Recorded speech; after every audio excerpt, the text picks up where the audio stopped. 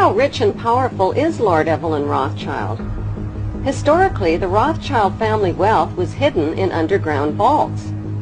The Rothschilds' secret financial records were never audited and never accounted for.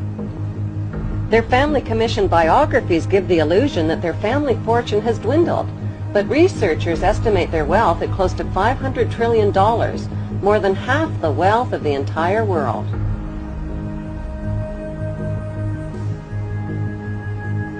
Besides their many castles, palace mansions, wineries, racehorses, and exotic resorts, the Rothschilds bought Reuters in the 1800s. Reuters then bought the Associated Press, which selects and delivers the same news stories to the entire world, day after day. They have controlling interest in 3 major television networks and easily avoid media attention since they own it. Until recently, they owned and operated England's Royal Mint and continue to be the gold agent for the Bank of England, which they also direct. They control the LBMA, London Bullion Market Association, where 30 to 42 million ounces of gold worth over $11 billion are traded daily. The Rothschilds earn millions weekly just on transaction fees alone. They also fix the world price of gold on a daily basis and profit from its ups and downs. Over the centuries, the Rothschilds have amassed trillions of dollars worth of gold bullion in their subterranean vaults and have cornered the world's gold supply. They own controlling interest in the world's largest oil company, Royal Dutch Shell. They operate phony charities and offshore banking services where the wealth of the black nobility in the Vatican is hidden in secret accounts at Rothschild Swiss banks, trusts, and holding companies. Although Evelyn Rothschild looks like a harmless gray-haired old man, make no mistake about it, Rothschild and his ancestors have handpicked presidents, crashed stock markets, bankrupted nations, orchestrated wars, and sponsored the mass murder and impoverishment of millions. The wealth hoarded by this one family alone could feed, clothe, and shelter every human being on earth.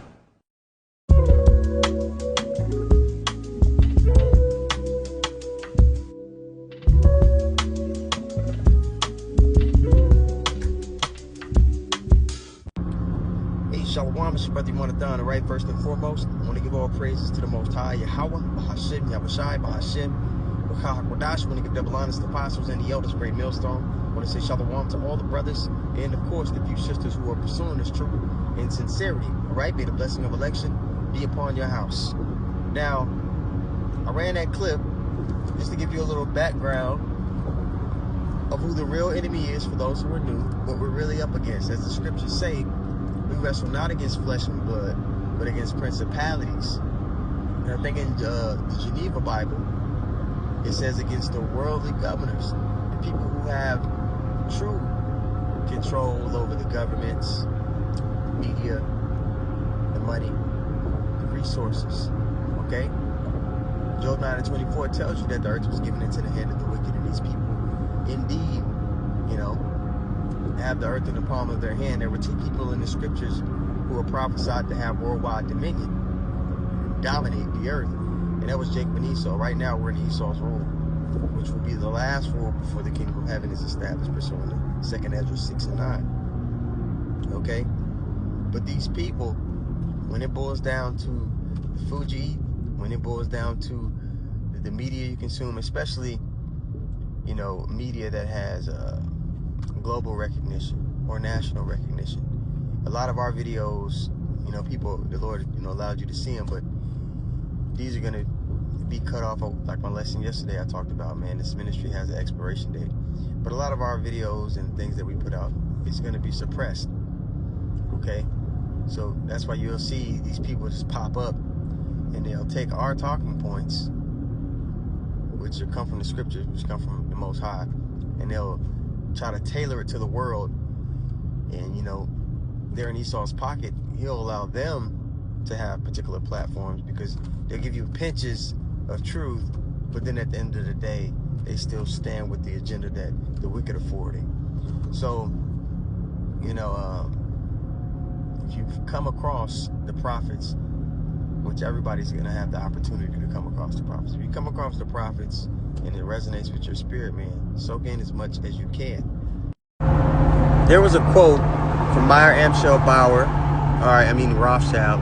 Their original name was Bauer, but they changed their name to Rothschild, which means red shield, okay? Red shield, the red man, all right? But the quote went like this. It says, "Let me issue and control a nation's money, and I care not who writes its laws." Okay? So, the figureheads, the presidents, the prime ministers that you see, these aren't the people that are actually in control of anything. They take orders, okay? The people that are in control are not names that you necessarily know. Even the Rothschilds family, there are people that we don't necessarily know their names, that may be even higher than them. But we know the elites of Edom are the ones that are forwarding this evil in the earth, okay? But you talk about the Rothschilds family and families like them. These are the elites of the nation of Edom. These are the big, the big fish, so to speak. These are the ones that are going to be taken out of the bunkers and be the first generation of captives in the kingdom of heaven. Now, back to the topic of them controlling the money. All right, this banking dynasty, they loan countries money at amounts of interest that you can't pay back. And then they keep taking out the loans. So these nations, particularly America, they're in the pocket. So America doesn't stand for what it originally stood for when it became a nation. Okay? It stands for the agenda of the people with the little hats on their head, the small hats. They're a glorified bodyguard for Amalek, which is who the people in the Holy Land actually are. So there's no hope for America returning to any former state that it was in. Okay, for those who have a hope in this place.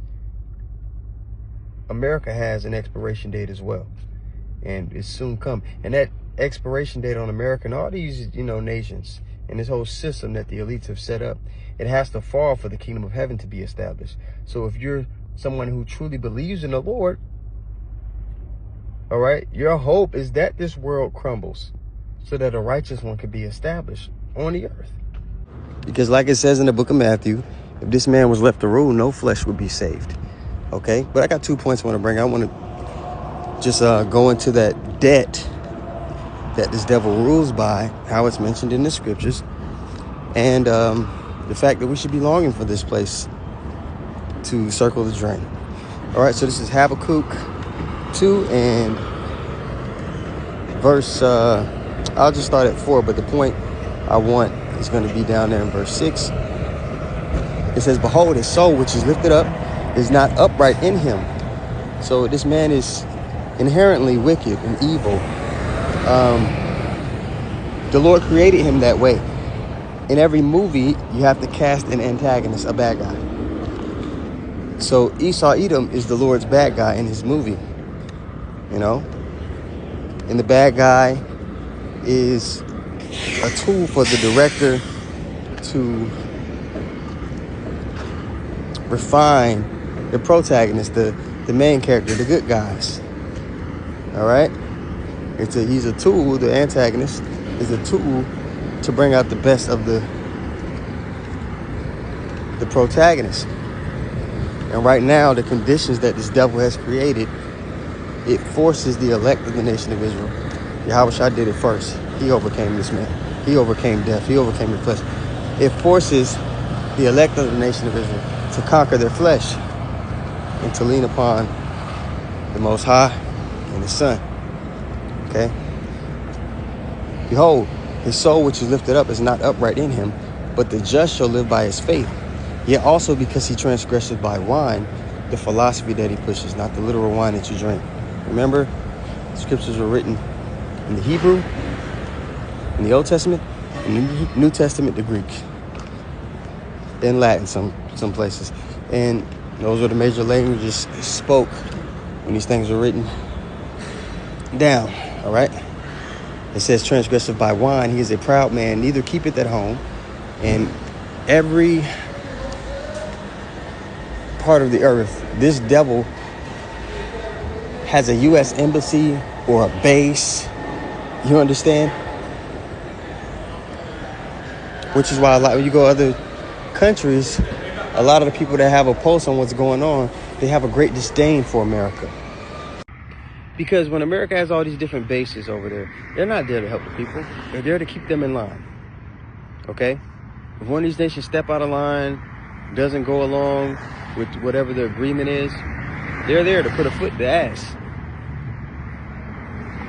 So you have media, you have, they're forwarding this Americanized way of life, this Americanized way of thinking on all the people of the earth.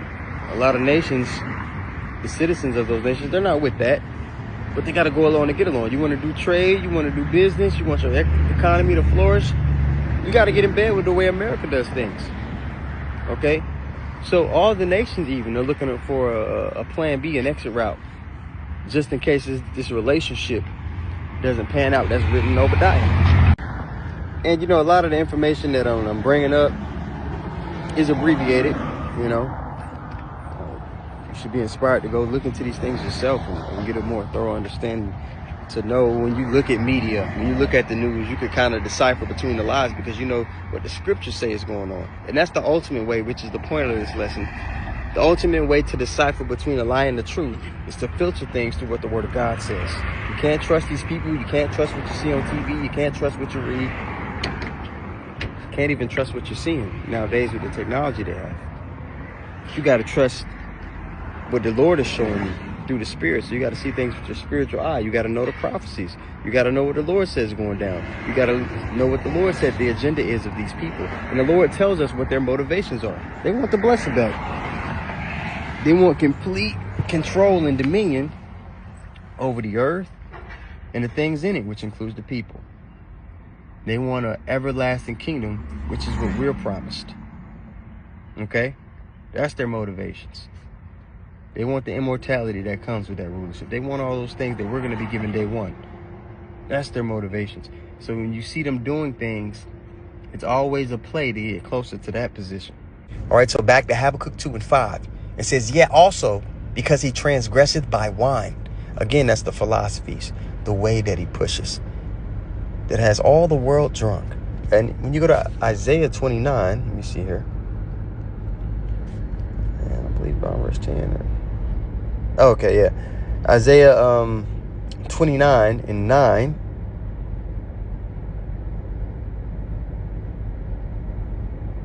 Okay, it says, stay yourselves and wonder, cry ye out, cry, they are drunken, but not with wine. Our people, they're full of the philosophies that are pushed of this world. And the Lord has allowed us to be in that spirit of deep sleep. He's allowed us to be in this spiritually dead state. Okay, he allowed us to become the dry bones in Ezekiel 37 because of our disobedience, because we were disenchanted by the righteous way.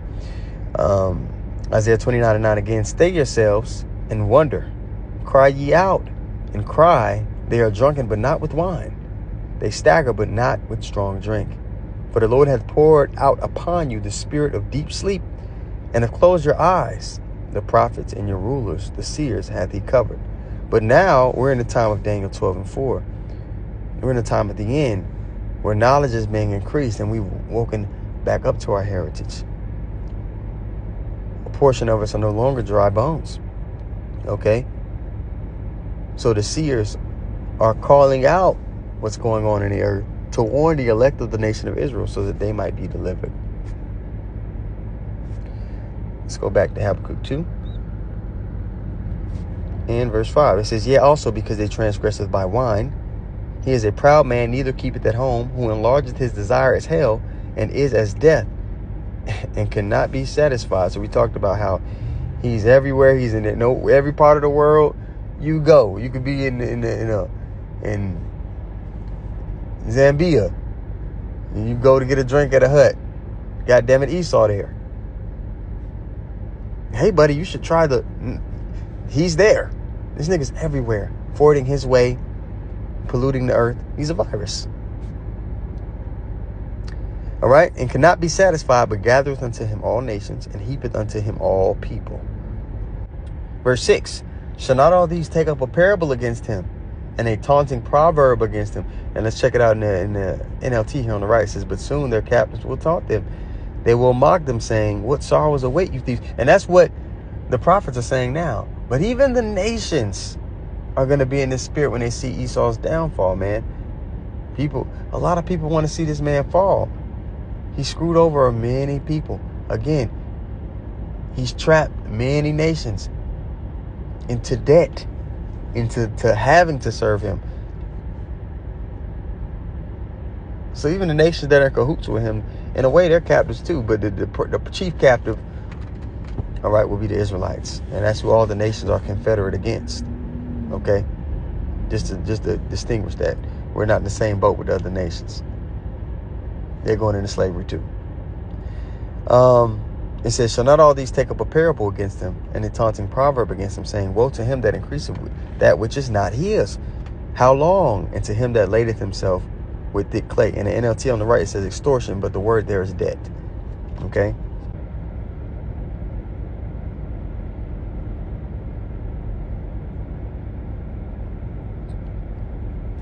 All right? Weight of pleasures, heavy debts. See that? Weight of pledges, heavy debts. Let's look at that root word. Take a pledge for a debt. Okay?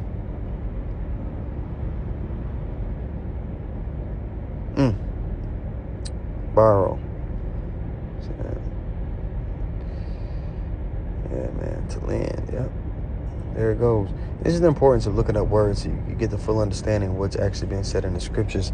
Many camps don't really going into the original tongues to get the full understanding, which is why they have wayward breakdowns.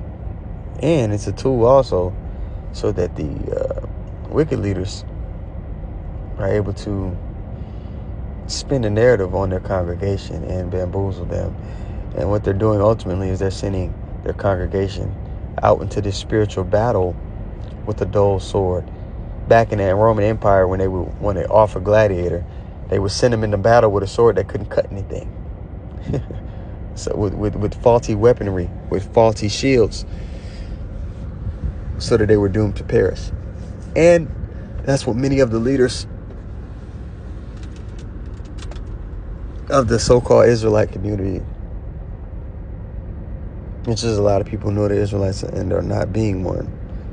Okay, it's a difference between being an Israelite by blood and you being one in spirit. Okay, they're not all Israel which are of Israel. There's a lot of people who are Israelites, sure, but there are not a lot of people who are walking as a prince of the power, who are upholding the reputation of the Lord. All right. So again, if you truly believe in the Lord and you're about what he's about, right? You're looking forward to the downfall of this devil and his kingdom so that the righteous one can be established. Let's go get that in 2 Peter. 2 Peter 3:11. It says, seeing then that all these things shall be dissolved, all right? This world, this way of thinking, this moral compass that people have, the infrastructure, this rulership is going to be dissolved. That's promised to us. What manner of persons ought you to be in all holy conversation and godliness? What should you be spending your time doing, thinking about? What principles should you uphold? Right? Verse 12, looking forward and hasting unto the coming of the day of God. One of the elders in the Chicago camp, Salaki, I forget the elder's name, but it was a camp day, and one of these Mormons walked by the camp. You know, he asked the guy, he said, oh, so you're about the Lord and Savior? He was like, yeah. He said, well, do you want him to come back tonight and bring the fire? He worded it like that. And the guy, the I forget, what was it? Is it the Mormon or the people with the white t-shirts that come to your door? I forget, the 7 day. I can't remember what they're called. Anyway, the guy was like, I don't know if I want him to come back tonight. He said, why not? Why would you not want the Lord to dismantle this kingdom and set up a righteous one? You need to ask yourself that question. And the answer should be like yesterday. If you're truly about the Lord and you love righteousness, you're going to be grieved in the spirit with the things that are going on here. And if you're not grieved in the spirit, it's because you haven't been paying attention about the evils that have been going on here. You haven't been reading enough to see that the world is very perverse as to what the Lord requires. You haven't done enough to really understand the situation and the environment that you're in. All right, 2 Peter 3:12 again. Looking for and hasting unto the coming of the day of God, wherein the heavens being on fire shall be dissolved, and the elements shall melt with fervent heat. Nevertheless, we, according to his promise, look for new heavens and a new earth, wherein dwelleth righteousness. That is the spirit that you ought to be in if you're seeking salvation. So, got to go into the plantation. Man, Abaratazah, the lessons that I find. I want to give all praises once more to Yahweh, Ba'ashem, Yahushai, Ba'ashem, Rakah, Kodash, double honest apostles, and the elders of Great Millstone. Shalom to all the brothers and, of course, the few sisters pursuing this truth in sincerity. May the blessing of election be upon your house. Shalom.